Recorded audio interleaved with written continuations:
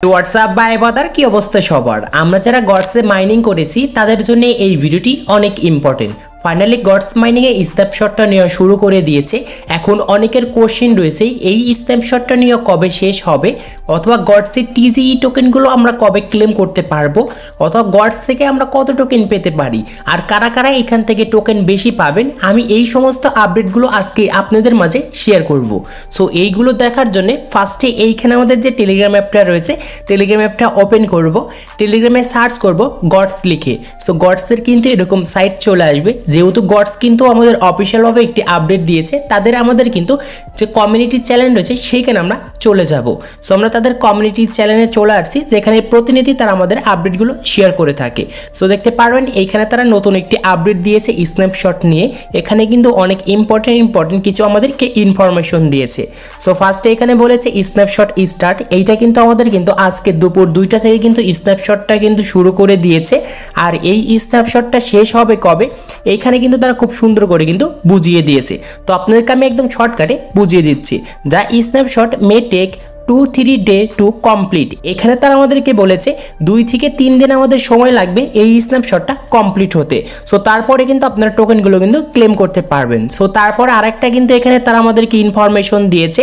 এখানে হচ্ছে আপনারা যারা গডসের ভিতরে ব্যাটেল খেলে আপনারা যারা টোন কালেক্ট করেছিলেন বা টোন আর্ন করেছিলেন, এই যে আমাদের গডস মাইনিংটা এখন কিন্তু বর্তমানে অফ রয়েছে, এইটা যখন স্ন্যাপশটটা নেওয়ার কাজ শেষ হয়ে যাবে তখন কিন্তু আপনি আবার গডস অ্যাকাউন্টটা কিন্তু ওপেন করতে পারবেন।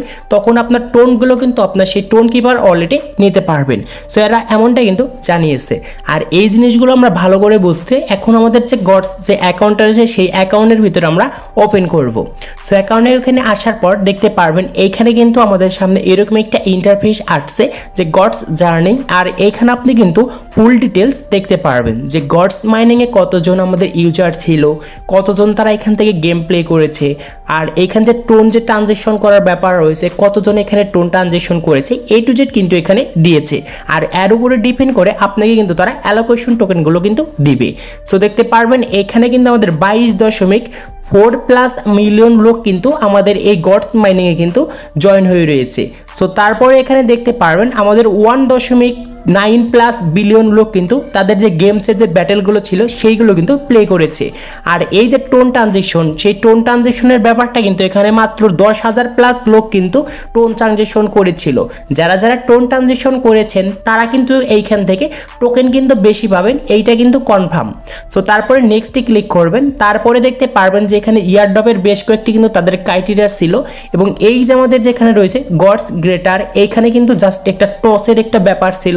যারা এইগুলো কাজ করেছেন তারা কিন্তু এইখান থেকে টোকেন কিন্তু বেশি পাবেন। সো এটাই হচ্ছে আপনাদের গড পাসের কাজ। তারপর আমরা নেক্সটে ক্লিক করব। নেক্সটে ক্লিক করার পর এইটা কিন্তু অনেক বেশি ইম্পর্টেন্ট, কারণ এইখানে আপনাকে বোনাস কিন্তু দিবে তারা, এমনটা কিন্তু আমাদেরকে জানিয়েছে। আর এইটাও কিন্তু ইয়ারড্রপ ক্রাইটেরিয়ার ভিতরে পড়ে।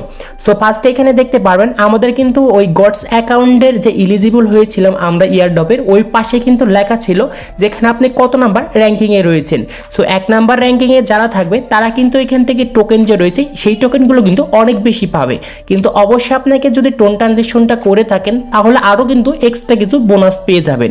এবং লেভেল যেখানে দেখতে পাচ্ছেন র্যাঙ্ক 2, যারা র্যাঙ্ক 2 আছে তারা কিন্তু র্যাঙ্ক 1 থেকে কিছু পরিমাণে কম পাবেন, এবং 3 আরও কম পাবেন, 4 একদম কম পাবেন, এবং যারা 5-এ রয়েছেন তারা কিন্তু আরও অনেক কম কিন্তু টোকেন পাবেন।